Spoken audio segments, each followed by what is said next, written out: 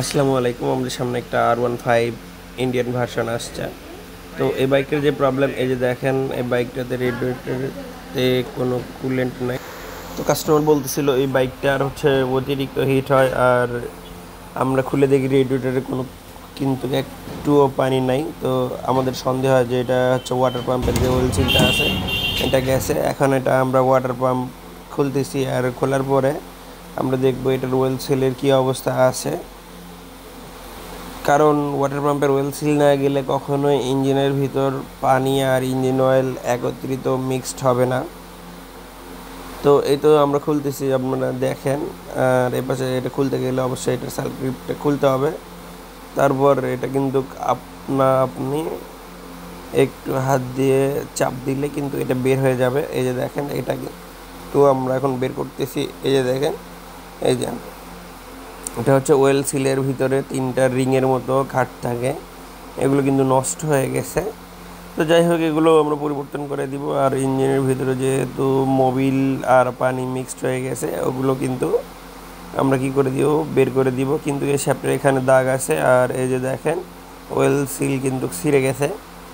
তো এ তো ছিল এই বাইকটার প্রবলেম। তো অল্পতে কাস্টমার বুঝতে পারছিল, তো আসে আমাদের এখানে। তো আমরা এখন ক্লাস কাভারটা খুলতেছি। তো খুলে এই যে দেখেন মোবিল ফিল্টারের মধ্যেও কিন্তু এক কথায় বলতে গেলে ইঞ্জিনের প্রতিটা অংশে এরকম পানি আর কুলেন্ট মিশ্রিত আছে।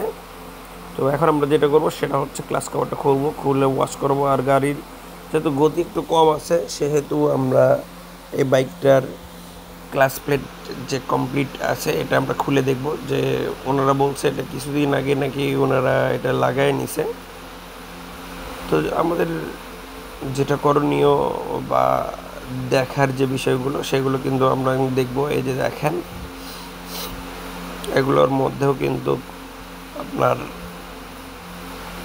পানি জমে আছে, আর এখানে একটু ক্লাস সেন্টারের দাগ আছে। আর এপাশে আপনার আর রোজকারের যে আমাদের কাজের যে কাজগুলো থাকে সেগুলো। এই যে দেখেন, আমরা এই সাইডে খুলছি। এখন ম্যাগনেটটা খুলে নিব। ম্যাগনেটটা খুলে নেওয়ার পরে দেখব যে ম্যাগনেটের নাটু ঢিল হয়ে গেছে কিনা, বা এই সাইডে যেহেতু খোলার পরে ইঞ্জিনের ভিতরের যে আপনার যে চেম্বারটা আছে এটা একদম আমরা পরিষ্কার করে দিব পেট্রোল দিয়ে। তো আমরা এটা এখন এলকি দিয়ে আমরা চেক দিব। আর বাইকটা প্রচুর পরিমাণে গরম ছিল, অতিরিক্ত হিট, এই জন্য কুলেন্টের যে ফ্যানটা আছে এটা ঘুরতেই ছিল। তো এই তো দেখেন, আমরা কিন্তু এগুলো সব কিছু খুলছি। আর এখন আমরা তেল দিয়ে এটা কিন্তু পরিষ্কার করে দিব। এর ভিতরে যত ময়লা আছে সব কিছু কিন্তু আমরা তেল দিয়ে ওয়াশ করে বের করে দিব।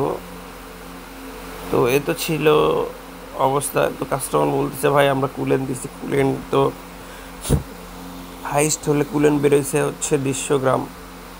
তো আপনারা বুঝতেই পারছেন যে এই বাইকটার কি প্রবলেমটা হয়েছিল। আর আমরা তো দেখাইলাম ওয়াটার পাম্পের ওয়েল সিল গেলে আপনার সম্পূর্ণ কুলেন্টটা কিন্তু কি হবে, ইঞ্জিনের ভিতরে প্রবেশ করবে।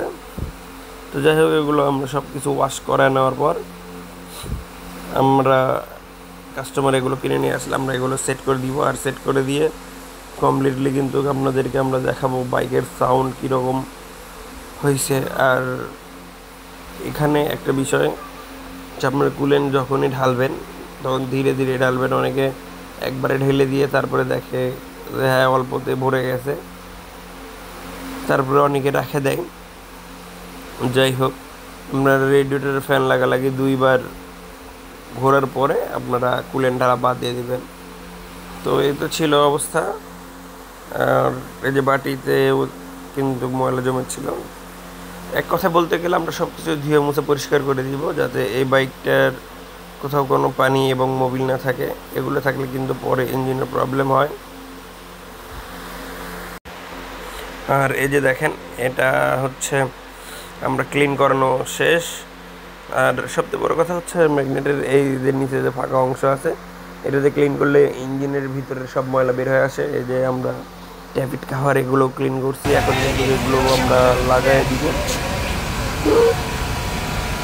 আলহামদুলিল্লাহ। তারপরে এই যে ওয়াটার পাম্পের যে ওয়েল সিল, এটা ওয়েল সিলটা নিয়ে আসছিল, এটা আমরা লাগাই দিছি।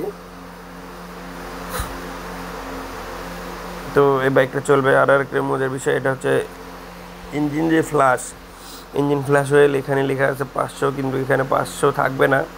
তো এই যে দেখেন এটা কোম্পানি কীভাবে চিটারি করতেছে। এখানে দেখেন 350 ml, মানে 150 গ্রামই নাই। তো এই তো ছিল হচ্ছে এই কোম্পানির চিটারি বল, মানে যদি একটাতে 150 গ্রাম করে যদি শর্ট থাকে, তাহলে ধরেন 10 লাখে কত শর্ট থাকবে, কারণ কোম্পানি তো একটা বানায় না।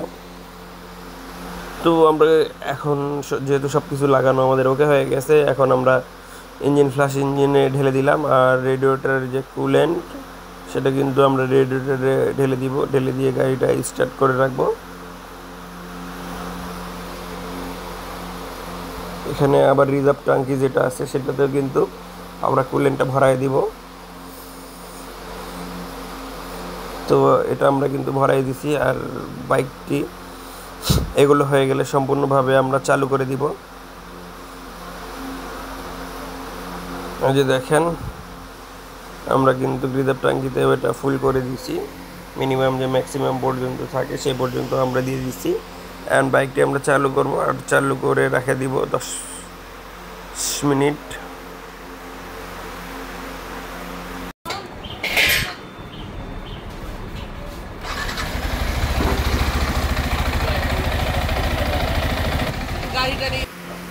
তো এখন যেহেতু আমরা কুলেন্টটা দিয়ে কিন্তু আমরা চালু করে রাখছি, আর কুলেন্টটা খাবে, তো পাইপের ভিতরে হাওয়া ধরে থাকে। অবশ্যই এখানে 3টা পাইপ আছে, 3টা পাইপগুলো আপনারা হাত দিয়ে টিপে দিবেন। আর এই দেখেন গাড়িটা কিন্তু ঠিক হচ্ছে, রেডিয়েটর ফ্যানটা কিন্তু চালু হয়ে গেছে। তো যেহেতু গাড়ি কমপ্লিট হয়ে গেছে, এখন গাড়িটা আমরা ওয়াশ করাই দিব, একদম ফর্ম ওয়াশ করাই দিচ্ছে। আর এই পাশে গাড়ি ধোয়ার সময়টা গাড়িটা মাখায় গেছিলো, এবার সাউন্ড শোনেন, গাড়ি যেহেতু ওকে হয়ে গেছে।